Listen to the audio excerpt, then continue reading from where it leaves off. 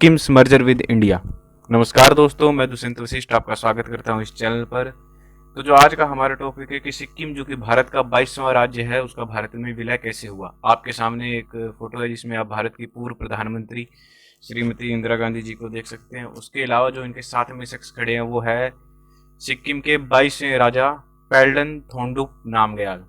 अभी धीरे धीरे हम समझते जाएंगे। नामग्याल, चोग्याल, सिक्किम के राजा को चोग्याल कहते हैं, वो धीरे धीरे आगे आता रहेगा।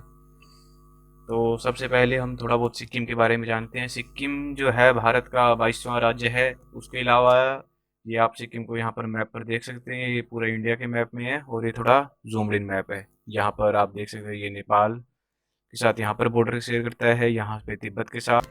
Namgyal ruling dynasty of Sikkim, ये यहाँ पर चोग्याल किंग ऑफ सिक्किम, यानी कि जो सिक्किम का राजा है उसे चोग्याल कहा जाता है।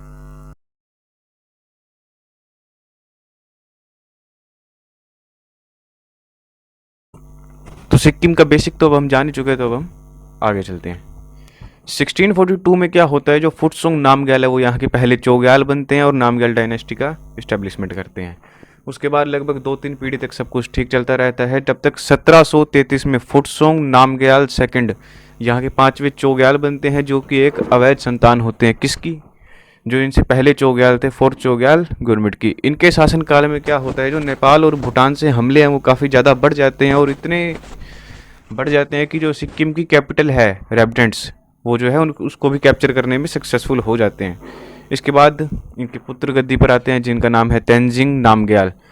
इनके शासनकाल में भी जो हमले पहले शुरू हुए थे वो जारी रहते हैं और इस बार इतने बढ़ जाते हैं कि इनको यानी कि तेंजिंग नामग्याल को सिक्किम छोड़कर तिब्बत में जाकर शरण लेनी पड़ती है और ये बाद में वहीं पर मर जाते हैं।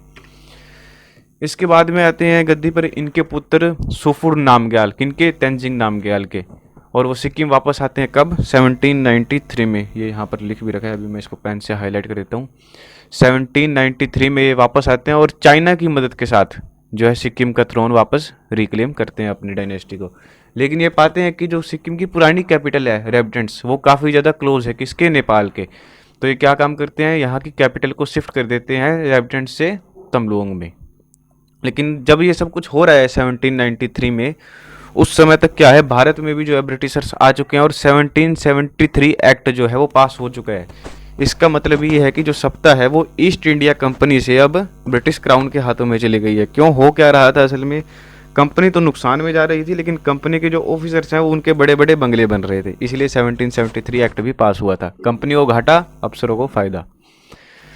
इसके अलावा क्या होता है, सिक्किम और नेपाल, सिक्किम और जो भारत में ब्रिटिश हैं उनका एक ही कॉमन एनिमी होता है। कौन? Gorkha kingdom of Nepal. तो सिक्किम और जो भारत में ब्रिटिशर्स हैं उनकी आपस में दोस्ती हो जाती है। जब ये सिक्किम और ब्रिटिशर्स का एलाय होता है तो इसे देख के नेपाल काफ़ी गुस्सा हो जाता है। उसके बाद नेपाल क्या करता है, नेपाल सिक्किम पर हमला बोल देता है और उस सिक्किम के ज़्यादातर जो रीजन्स है वो कब्जा लेता है। इसे देख के क्या होता है, जो ब्रिटिशर्स हैं उन्हें तो एक बहाना ही चाहिए था नेपाल को अटैक करने का, और इसको बहाना बनाकर वो 1814 में नेपाल को हमला कर देते हैं। और इसका रिजल्ट क्या रहता है, एंग्लो नेपालीज वॉर। जैसा कि सबको अंदाजा था, नेपाल वॉर हार गया और ईस्ट इंडिया कंपनी और नेपाल के बीच में एक ट्रीटी साइन हुई जिसका नाम था ट्रीटी ऑफ सुगैली। अभी इसको मैं यहाँ पर ब्रैकेट में डाल देता हूँ ताकि ये थोड़ा हाईलाइट हो जाए। Treaty of Sugauli. इस ट्रीटी के अंडर क्या हुआ, जितनी भी ऑक्यूपाइड टेरिटरी थी सिक्किम की वो नेपाल ने ईस्ट इंडिया कंपनी को हैंड ओवर कर दी। और अभी तक ये जो लैंड है ये वापस उसको नहीं मिला है सिक्किम को, अभी ये ईस्ट इंडिया कंपनी को मिला है। उसके बाद 10 फरवरी 1817 को एक और ट्रीटी साइन हुई जिसका नाम था ट्रीटी ऑफ टिटालिया। इस ट्रीटी के अंडर क्या हुआ, कई सारी चीज़ें हुई थी। इसमें पहले और मेन बात तो ये है कि जो लैंड था वो वापस ईस्ट इंडिया कंपनी से सिक्किम को दिया गया। East India company return Sikkim land annexed by the Nepal. उसके बाद दूसरी, Sikkim was given security guarantee. Britishers ने सिक्किम को सिक्योरिटी गारंटी दी कि अब हम आपकी देखभाल करेंगे। ब्रिटिशर्स को ट्रेडिंग राइट मिल गए और तिब्बत तक जाने का पैसेज मिल गया सिक्किम से, ताकि वो सिक्किम से तिब्बत में जाकर वहाँ पर भी ट्रेड कर सकें। सिक्किम ने ब्रिटिशर्स को ये अथॉरिटी दी कि वो उनके बिहाफ पर अपने नेबर से कोई भी अगर डिस्प्यूट हो तो वो सेटल कर सके। सिक्किम ने यह भी कहा अगर आपको कभी भी मिलिट्री सपोर्ट की मदद पड़ेगी तो हम देख लेंगे। All East India Company goods shipped through Sikkim would be there after free from duty, यानी कि जितने भी ब्रिटिशर्स के गुड्स थे वो अगर सिक्किम से जाएंगे तो उन पर कोई भी टैक्स नहीं लगेगा। अब आगे देखते हैं। इसके अलावा काफ़ी सालों तक लगभग सब कुछ ठीक चलता रहा, लेकिन 1835 में क्या हुआ, जो चोग्याल था सिक्किम का, उसने दार्जिलिंग लीज पर दे दिया, उधार पे दे दिया। किसको? ब्रिटिश ईस्ट इंडिया कंपनी को। पहले 3,000 में, बाद में वो पेमेंट बढ़ाकर 6,000 की गई और करते करते वो 12,000 पर आ गई। उसके बाद ये घटना इसीलिए बतानी जरूरी थी क्योंकि इसके बिहाफ पर, इसी घटना के कारण आगे जो है east India company Nepal Sikkim पर हमला बोलेगी। उसके बाद 1849 यानी कि 1849 को क्या हुआ, आर्किबेल्ड कैंपबेल जो कि एसपी थे किसके? दार्जिलिंग के, और जोसेफ हुकर, ये अभी इन दोनों नामों को मैं अंडरलाइन कर देता हूँ, ये काफ़ी इंपॉर्टेंट है दोनों नाम, आर्किबेल्ड कैंपबेल और जोसेफ हुकर। जोसेफ हुकर एक एक्सप्लोरर बोटेनिस्ट थे, यानी पेड़ पौधों पर स्टडी करते थे। वो चोग्याल और ईस्ट इंडिया कंपनी की परमिशंस के साथ सिक्किम में ट्रैवल कर रहे थे, लेकिन करते करते हुआ क्या, वो जो चोला पास है, ये एकदम सिक्किम के और चाइना के बॉर्डर पर है, वो वहाँ पर आ गए और तिब्बत में चले गए। एकदम ये फिलहाल तिब्बत चाइना का है, इसीलिए चाइना कहा गया। चोला के बॉर्डर पर पहुँच गए और वहाँ के दीवान, सिक्किम के दीवान के ऑर्डर पर, जिसका नाम था टी नैमग्यू, इनके ऑर्डर पर इन्हें अरेस्ट कर लिया गया। अब इसे देखकर क्या हुआ, जो ब्रिटिशर्स थे वो बहुत ही ज़्यादा गुस्सा हो गए कि हमारे एसपी को, एक छोटे से देश ने जो हमारी सिक्योरिटी गारंटी पर पलता है, अरेस्ट कैसे कर लिया। तो सन 1850 में क्या हुआ, सिक्किम ने दार्जिलिंग पर कब्जा ही कर लिया इस घटना को लेकर, और 1861 में तेराई पर, तेराई सिक्किम का एक रीजन है। अब आगे देखते हैं आगे क्या हुआ। उसके अलावा सिक्किम एज ब्रिटिश प्रोटेक्टोरेट, 19 फरवरी 1861 को क्या होता है, इस सब घटना के बाद, ये लड़ाई चलती रहती है, चलता रहता है, सिक्किम और नेपाल के बीच में, ब्रिटिश ईस्ट इंडिया कंपनी के बीच में एक ट्रीटी साइन होती है जिसका नाम है ट्रीटी ऑफ टमलोंग, और ये काफ़ी बहुत ही इंपॉर्टेंट ट्रीटी है क्योंकि इसी ट्रीटी में जो है वो आगे चलो आएगा, treaty of Tumlong signed between East India Company and the Chogyal of Sikkim. इस ट्रीटी के अंडर क्या हुआ था, जो सिक्किम है, सिक्किम को अब 7,000 रुपये देने पड़ेंगे, किसको? ईस्ट इंडिया कंपनी को, वॉर को स्टार्ट करने के लिए, जो कि उस समय सिक्किम के रेवेन्यू का 7 गुना था। इसके अलावा ब्रिटिशर्स को परमिशन दी गई कि अब वो सिर्फ नेबरिंग के साथ डिस्प्यूट नहीं, बल्कि कंट्री के इंटरनल अफेयर्स में भी इंटरवीन कर पाएंगे। All restriction on travel and trade by British subjects वर एबोलिश्ड, यानी कि अब ब्रिटिश सब्जेक्ट्स जो हैं, यानी कि जो अंग्रेज हैं, वो वहाँ पर ज़मीन खरीद सकते हैं, ट्रैवल कर सकते हैं, कुछ भी कर सकते हैं। Allowed for construction of a road through Sikkim and rendered all British goods duty free. अब जो है एक सड़क बनाई जाएगी सिक्किम में, वो सब यानी कि रोड वगैरह सब, और चोग्याल को रिस्ट्रिक्ट किया गया कि आप 3 महीने से ज़्यादा तिब्बत में नहीं रहेंगे, क्योंकि तिब्बत और सिक्किम के चोग्याल के रिलेशन काफ़ी कल्चरली और स्ट्रॉन्ग थे, क्योंकि कहते हैं जो चोग्याल नामग्याल वंश था वो असल में वहीं से आया था। तो इस ट्रीटी के कारण, ट्रीटी ऑफ टमलोंग में कहते हैं कि इसने सिक्किम को एक डिफेक्टो प्रोटेक्टरेट बना दिया था ब्रिटिशर्स का, और ये ट्रीटी काफ़ी बहुत ज़्यादा इंपॉर्टेंट है। इसके बाद 1889 में क्या होता है, जॉन क्लैड वाइट पहले ब्रिटिश पॉलिटिकल ऑफिसर बनते हैं सिक्किम में, और ये एज ए चेयरमैन किसके? Council of adviser to Chogyal में सर्व करते हैं। जैसे भारत में था ना वाइस रॉय की एडवाइजरी काउंसिल, वैसे ये सिक्किम में भी थी। तो कह सकते हैं कि ये उस समय काफ़ी पावरफुल थे, चोग्याल के बाद दूसरे नंबर के आदमी यही थे। उसके बाद 17 मार्च 1980 को क्या होता है, कन्वेंशन ऑफ कलकत्ता हेल्ड होती है। कहाँ पर? कलकत्ता में, जैसे कि नाम से भी काफ़ी स्पष्ट होता है। इस कन्वेंशन में मुख्य पहला, एक तो चाइना मान लेता है कि सिक्किम जो है एक ब्रिटिश प्रोटेक्टोरेट है, और दूसरा सिक्किम और तिब्बत की बॉर्डर डिसाइड की जाती है। इसके बाद 1894 में क्या होता है, जो सिक्किम की कैपिटल है वो तमलोंग से गैंगटोक शिफ्ट की जाती है, जो आज भी सिक्किम की कैपिटल के तौर पर सर्व कर रही है, तमलोंग से गैंगटोक। इसके बाद सन 1914 में क्या होता है, तासी नामग्याल चोग्याल बनते हैं सिक्किम के, जब इनके सौतेले भाई Sidkeong Tulku Namgyal under mysterious circumstances इनकी डेथ हो जाती है। उसके अलावा 1918 में क्या होता है, सिक्किम को ग्रांट दी जाती है इसकी इंडिपेंडेंस, इसके ऑल डोमेस्टिक अफेयर्स में, जो कि पिछली ट्रीटी में ले ली गई थी। और ये चैम्बर ऑफ प्रिंसेस को ज्वाइन करता है 1922 में। चैम्बर ऑफ प्रिंसेस क्या था, जब भारत के सारे राजा रजवाड़ाओं का एक समूह था chamber of princess. Sikkim had retained its guarantee of independence from Britain when it became independent, and such guarantees were transferred to the Indian government when it gained independence in 1947। इस लाइन का मतलब ये है कि सिक्किम की जितनी भी सिक्योरिटी गारंटी थी या और कोई भी ट्रीटी थी वो इंडिया को ट्रांसफ़र करी गई जब भारत आज़ाद हुआ 1947 में। इसीलिए इस पेज की हेडिंग है ऊपर पोस्ट इंडिपेंडेंस। उसके बाद सिक्किम और इंडिया के बीच में एक स्टैंड स्टिल एग्रीमेंट साइन हुआ कि था कि ये बनेगा नहीं बनेगा, एक बार यथास्थिति बनाने रखने के लिए, फरवरी 1948 में। इसके बाद क्या होता है, जो सिक्किम के वेरियस रीजनल ग्रुप्स थे उनको मिलाकर एक पैन सिक्किम पार्टी फॉर्म करी जाती है जिसका नाम रखा जाता है सिक्किम स्टेट कांग्रेस।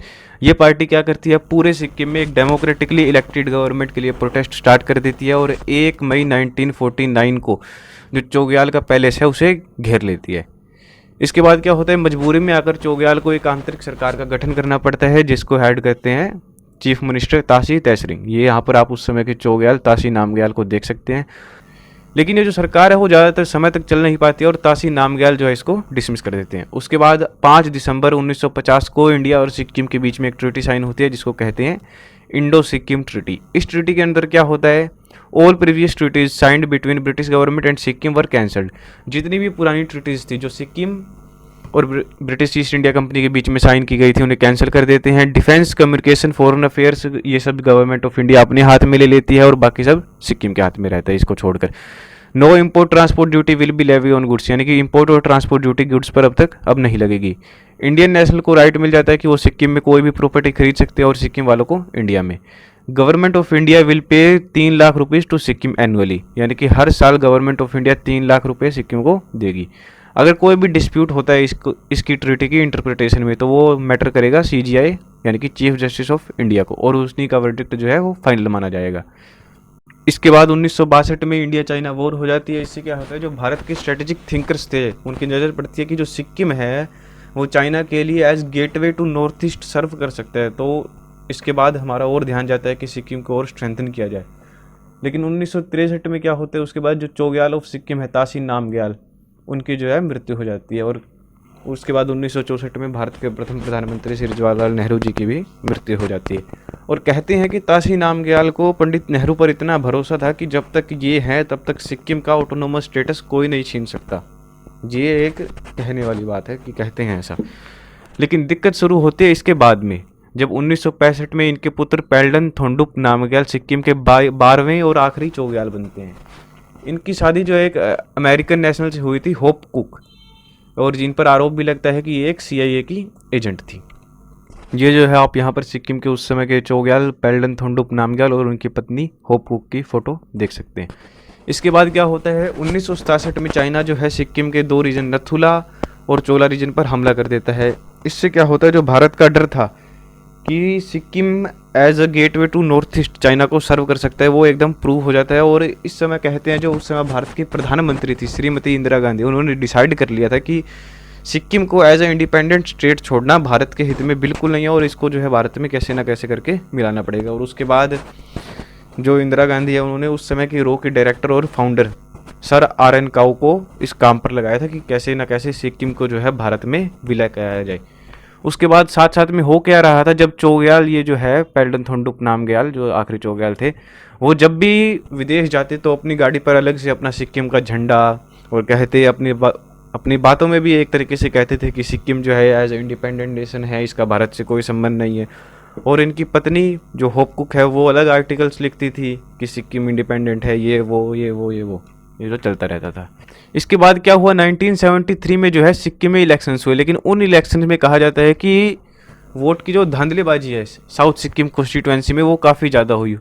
और उसके बाद क्या हुआ, जो सिक्किम नेशनल कांग्रेस थी और सिक्किम जनता कांग्रेस थी उन्होंने बॉयकॉट ही कर दिया कि हम जो है इसका पार्ट ही नहीं लेंगे और एक नया आंदोलन शुरू किया जो किस पर बेस्ड था कि 1 मैन 1 वोट, एक आदमी का एक ही वोट। और इसको लीड कौन कर रहा था, काशी लैंडुप दोरजी। अब 4 अप्रैल 1973 को क्या होता है, जो राजभवन है उसमें तो जश्न चल रहा है कि राज्याभिषेक को जो है हमारे 8 साल हो गए और वहाँ पूरे सिक्किम में प्रोटेस्ट चल रहे हैं। इसी बीच क्या होता है, जो इनका बेटा है उसे भीड़ रोक लेती है।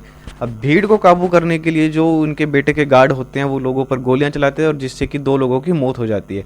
अब इससे क्या होता है, जो भीड़ है वो पूरे गुस्से में आ जाती है और पूरे सिक्किम में दंगे शुरू हो जाते हैं। अब इन्हें को देखते हुए लॉ एंड ऑर्डर संभलता नहीं और जो वहाँ का चोग्याल है यानी कि पेल्डन थोंडुप नामग्याल वो इंडियन गवर्नमेंट से ऑफिशियली रिक्वेस्ट करते हैं कि आप आइए और लॉ एंड ऑर्डर यहाँ का संभालिए।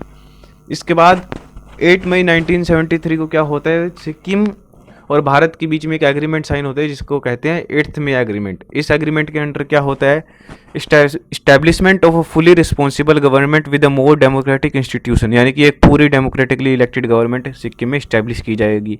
यूनिवर्सल एडल्ट सफरेज यानी कि 18 से प्लस के हर नागरिक को एक मैन एक वोट दिया जाएगा। चीफ एग्जीक्यूटिव अपॉइंट किया जाएगा भारत की तरफ से, जो कि एग्जीक्यूटिव काउंसिल को प्रिसाइड करेगा। इसके अलावा इलेक्शन विल भी इलेक्शन कमीशन ऑफ इंडिया के अंडर इलेक्शन होंगे। In case of difference of opinion between Chogyal and chief executive matter shall be referred to political officer whose decision shall be binding. यानी कि अगर चोग्याल और चीफ एग्जीक्यूटिव के बीच में कोई भी मैटर को लेकर डिस्प्यूट होता है तो वो जो है इंडियन पॉलिटिकल ऑफिसर के पास जाएगा और जिसका डिसीजन बाध्य होगा वो जो भी डिसीजन ले।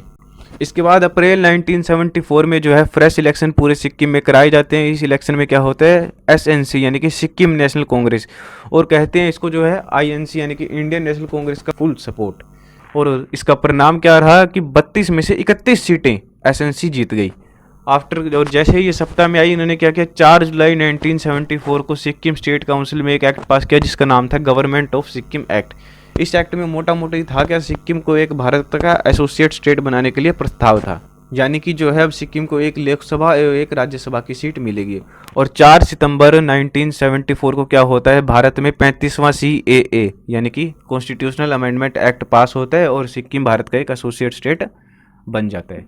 इसके बाद 4 अप्रैल 1975 को क्या है, जो नेपाल के नए राजा हैं उनके राज्याभिषेक होना होता है और जो सिक्किम के चोग्याल है वो भी वहाँ पर जाते हैं और वहाँ पर एक प्रेस कॉन्फ्रेंस करते हैं जिसमें वो चैलेंज करते हैं इसको, गवर्नमेंट ऑफ सिक्किम एक्ट को। कहते हैं कि ये तो एक अनकॉन्स्टिट्यूशनल एक्ट है, जो सिक्किम स्टेट काउंसिल है वो तो इसे पास कर भी नहीं सकते, उनके पास ऐसा कोई राइट नहीं है। उस समय हो क्या रहा है, जो सिक्किम की कैपिटल है गैंगटॉक, वहाँ पर प्रदर्शन चल रहे हैं कि जो राजा का राजमहल है उसे भी स्टेट के कंट्रोल के अंदर लाया जाए। हालांकि कहते हैं कि इन प्रदर्शनों के अंदर रो का काफ़ी भूमिका थी। उसके बाद क्या होता है, जो उस समय सिक्किम के मुख्यमंत्री होते हैं काजी लैंड दोरजी, वो जो है भारत सरकार को आर्मी के हस्तक्षेप के लिए पत्र लिखते हैं और 9 अप्रैल को इंडियन ट्रूप एंटर करते हैं। रॉयल गार्ड है उनको डिसआर्म करते हैं और राजा को एक हाउस अरेस्ट के अंदर रख लेते हैं। उसके बाद 10 अप्रैल 1975 को एक इमरजेंसी सेशन बुलाया जाता है सिक्किम स्टेट काउंसिल का, जिसमें तुरंत 2 रेजोल्यूशन पास किए जाते हैं। पहला कि सिक्किम में जो है अब कोई भी चोग्याल नहीं रहेगा और सिक्किम अब एक भारत का हिस्सा बनेगा, भारत का राज्य बनेगा। क्योंकि अब जो है यूएन के कानून के मुताबिक जो है अगर कोई भी राज्य किसी दूसरे राज्य का हिस्सा बनता है तो उसके लिए एक इमीडिएट रेफरेंडम जरूरी होता है। उसके बाद 16 अप्रैल 1975 को रेफरेंडम रखा जाता है जिसमें 97.55% लोग यस करते हैं कि हाँ हमें भारत के राज्य बनना है, सिक्किम भारत के 22वें राज्य के तौर पर एज इंडियाज 22nd स्टेट। उसके बाद 26 अप्रैल को क्या होता है, parliament of India 36th constitutional amendment act पास करती है, जो कि पहले तो 35वें अमेंडमेंट को रिप्लेस कर देता है और सिक्किम को एज एसोसिएट स्टेट से एक फुल स्टेट का दर्जा मिल जाता है। 15 मई 1975 को क्या होता है, प्रेसिडेंट फारूक खालुद्दीन अपने इसको असेंट देते हैं, क्योंकि प्रेसिडेंट का असेंट लेना भी जो है बिल पर जरूरी होता है, और सिक्किम ऑफिशियली भारत का 22वां राज्य बन जाता है। और 16 मई 1975 को BB Lal took charge as governor of the state and swore in Kazi Lhendup Dorji as the chief minister. जैसा कि ये वही है जिन्होंने 1 मैन 1 वोट वाला जो आंदोलन था उन्हें लीड किया था। ये सिक्किम के पहले चीफ मिनिस्टर के तौर पर शपथ ग्रहण करते हैं। इसके अलावा आपके लिए 2 होमवर्क क्वेश्चन है जिनका आंसर आप जो है कमेंट बॉक्स में करेंगे। Which treaty made Sikkim a de facto protectorate of the British, और दूसरा है in which year Sikkim joined the chamber of princes. जय हिंद, धन्यवाद।